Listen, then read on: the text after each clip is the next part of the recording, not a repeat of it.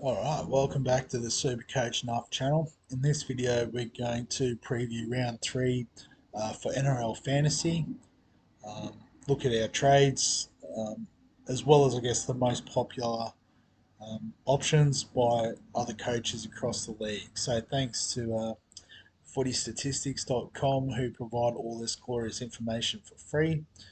So the most popular trade-in options, you can see there's a few fire symbols here. So Lockie Galvin at number 1, which I tend to agree with. You know, if you had a look at him last week, um, you know, he looked pretty good. Looks like he's the favoured option in the halves there at the moment. So yeah, if you didn't get on last week, you really want to get on this week before this ship starts to sail away. Terrell May, another really popular trade-in, probably made a bit more popular with the I guess the loss of Payne Haas for a few weeks. So yeah, if you're looking for I guess an option to trade in for Haas, I do like going with May, and then that frees up a bit of cash to go elsewhere. Um, I guess just be mindful if you are trading down from Payne Haas, which it would be a trade down to Terrell May, that you do want to ensure you've still got some decent captaincy options. Um, but yeah, you know, Terrell May, great pick. Finny Fuyaki, another great pick. You know, he's going to come in for Lukey. He's got a really good break even too. If I go to the break evens, I think he's on the first page here. So yeah, break even of 8. You know, under 300k. So you know, I think he's definitely one we want to get on this week. Go back to player stats. Number 4 is Joey Lussick. Obviously, now that he's got the 80 minutes, I think this could be the last week to get on him before his price gets a little bit out of hand. And you know, you sort of there's not as much value in the pick. So yeah, I guess you know these are probably the two guys that I'm targeting this week. Finny Firaki and Lussick. Isaiah Yo. So I guess this is another popular pick as a swap for Payne Haas. And again, if you're looking for a captaincy option, well then Isaiah Yo is, you know, up there with Payne Haas in terms of consistency and bankability as a captain. So I do like that move, just trading straight across. If it's a case of that you really need a safe captaincy option for each and every week.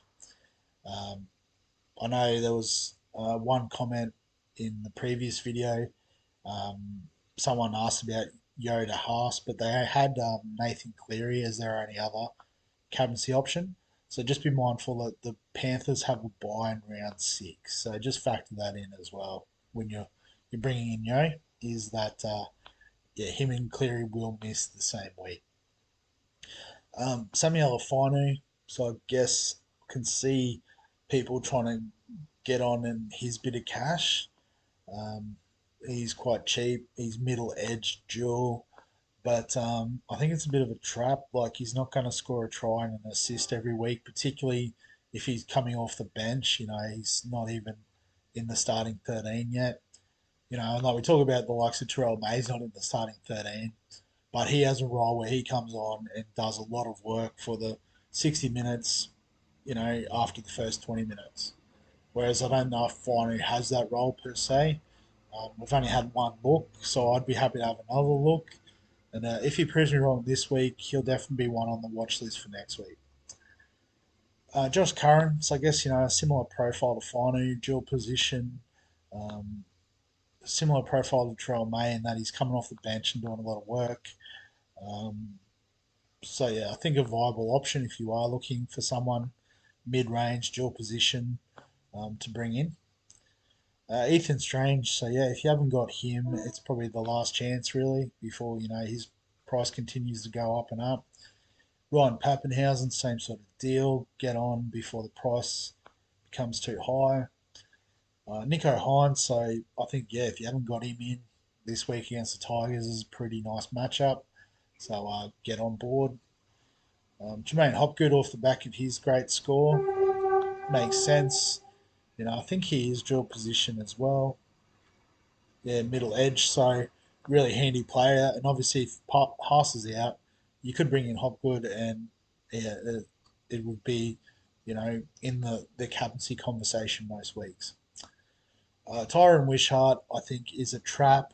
He'd probably play halfback for the 2 weeks that Hughes is out, and then he'll go back to the bench and play that 10-minute role off the bench. So I think if you can find another option, obviously he is at bottom dollar, which is nice, dual position. But I think the amount of money he'll make in the next 2 weeks probably um, isn't worth the two trades. Zach Hosking, so probably too late for Hosking now. He's coming off the bench. Obviously in Supercoach his price is about to rise, but in fantasy his price has already risen by 100k. So you've already missed out on most of his value. So don't bring in Hosking, bring in Fini Fuiaki instead. Joe Chan, um, I guess has looked a bit better, looks a little bit more secure. Although Kane Bradley is on the bench this week. Um, but I guess it's probably chance spot to lose. So if you haven't got him, get on. But I think there's better value further up the list. And Ben Travojevic, obviously, if you don't have him, you're in the 32% of teams that don't have him, you're getting him. On the trade out list or who's not hot list, Haas obviously injured 6 weeks at least. Lukey same deal. Yep. Wong, you know, dropped from the team. So I think, that's fair. Gagai, yep, if you've got him, yeah, he's probably not going to come back into the team. Fisher Harris is out for a short period, but obviously if you've got him, you can move him on. Man, yep, has just been disappointing the first 2 weeks. Probably not the most fantasy relevant option. Lenu, if you've still got him, you can get rid of him. Flanagan, so I'm guessing this would be people going from Galvin. I think Flanagan's got a little bit more juice in him. This doesn't tell us break evens on this page. What's his break even? I have to go back. Flanagan. Oh, no, that's not the search bar. So break even of 20. So he's got a little bit of money to make still. Um, I think if you can find a different option to trade out for Galvin, you could. Um, but obviously, if you're playing Flanagan as a half and you want to bring in Galvin to play, I'd probably go with that. Adam Reynolds, yep, trade out. Hands, yep. Hutchinson, I think you can. Although playing the Titans this week, there's a little bit more attacking upside. But yeah, I think I can understand people getting out of Hutchinson to Galvin. That's what I did last week. People trading out the hammer, just reverse the trade, find another way to make the money or do whatever you're doing because that's just silly. Um, yeah, he's probably a centre option or centre keeper option. So don't trade out the hammer. Ko Weeks, yeah, he's not in the team. Same with Sonny Luke, and same with Dry Arrow. So most of those trades make sense, just not the hammer. Um, so does this have captaincy? Yeah. So this was from round two, so that's not really helpful for round three.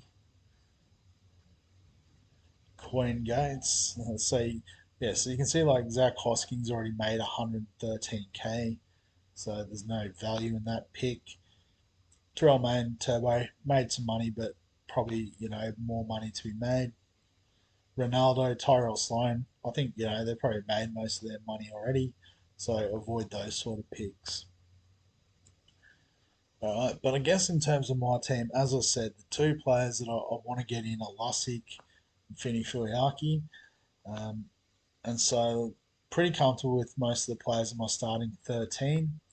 Um, the players that I'm probably happy to be rid of is Tupanua, although the fact that he's kept his spot over Wong is promising, and Seyfarth. So there is an argument that maybe I could go with Brandon Smith instead of Tupanua. But yeah, Seyfarth is definitely a flop and a bit of a bum pick from last week. So I'm just going to cut my losses at 12k and move him on. So if we bring in Lussick and we bring in Fini Fuyaki. All right, no, we've still got 87k in the bank, which is nice. And look at our team; it's looking pretty good. The obvious issue though is that Jack Bostock is on the bye, and I don't have any wing fullback cover. So originally the plan was to trade in Fini Fuyaki plus a wing fullback, but Joey Lussick has jumped out of the ground as a sort of must-have option, I think, at hooker. So the question is, what do we do in this case? So um, given Fini Fuiaki's low price, we could potentially fade him. So if we reverse the trade, because yeah, so the issue with that is I don't have the salary cap, so I've got to basically roll back the team, which isn't ideal. So we'll do Seyfarth Tupanura again. Go with Lussick. And so then we've only got 380k. And if we look at the wing fullback options, and we'll go players we can afford. There's really not a lot to like. Some people would suggest, well, Arthur's dual position, which is handy. He's making some cash, but he's playing Penrith this week, and with no Adam Reynolds, no Payne Haas in the team, I don't know if I want to mess with that. Xavier Savage, again, same sort of deals. Made a bit of money, but mostly through scoring tries and that sort of thing. So no, thank you. I know Blake Taff was one I was interested in, and I think if I had to bring in one of these players, he'd probably be my favourite choice. Um, Out of that, like Tyron Wishart, again, I'm not wasting two trades. I'm bringing him in and taking him back out. And then after that, you could take a flyer on Vega, but I'm tipping Parramatta in that game. um, yeah, and after that, they're not even playing. So Kane Bradley, if he had a starting role, would obviously be the obvious choice, but coming off the bench, I don't think he's going to play a lot of minutes.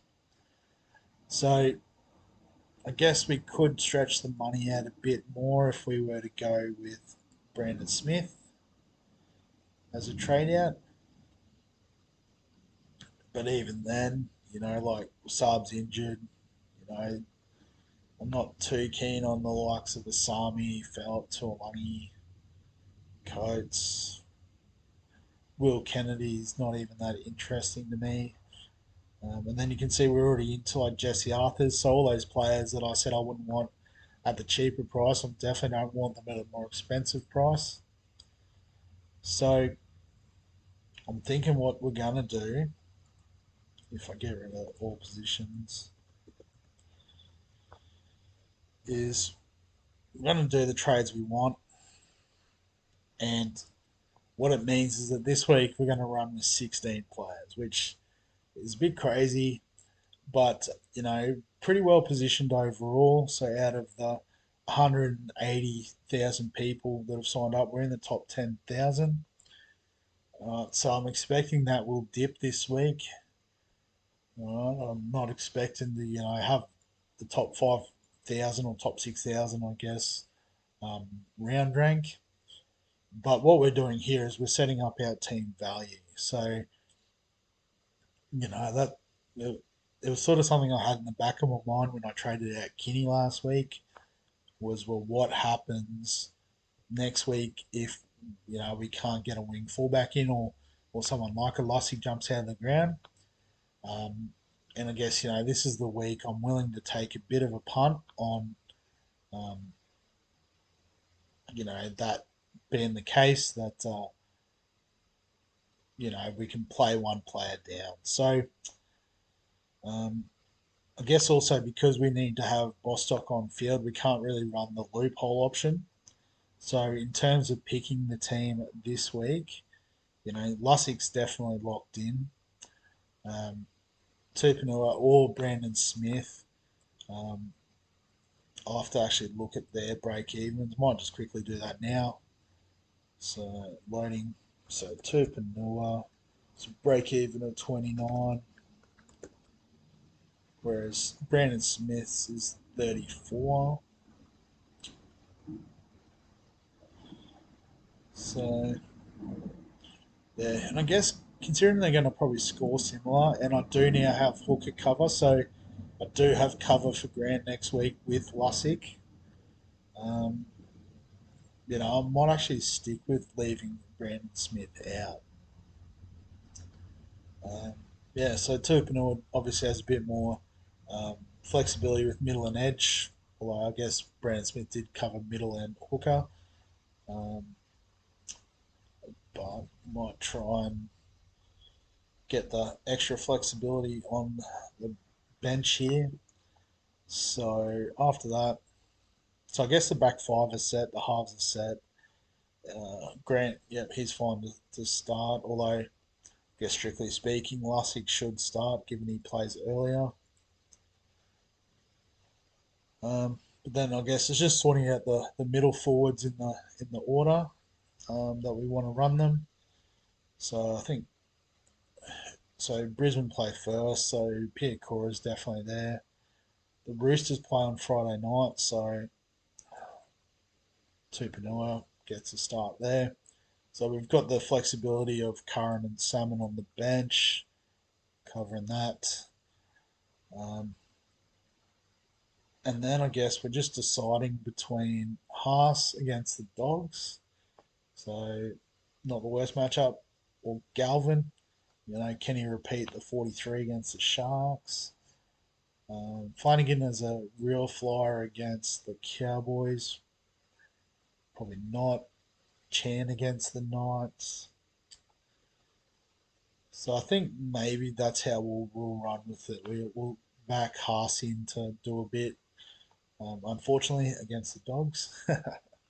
I guess we've sort of hedged our bets with the Dogs and the Titans on our reserve.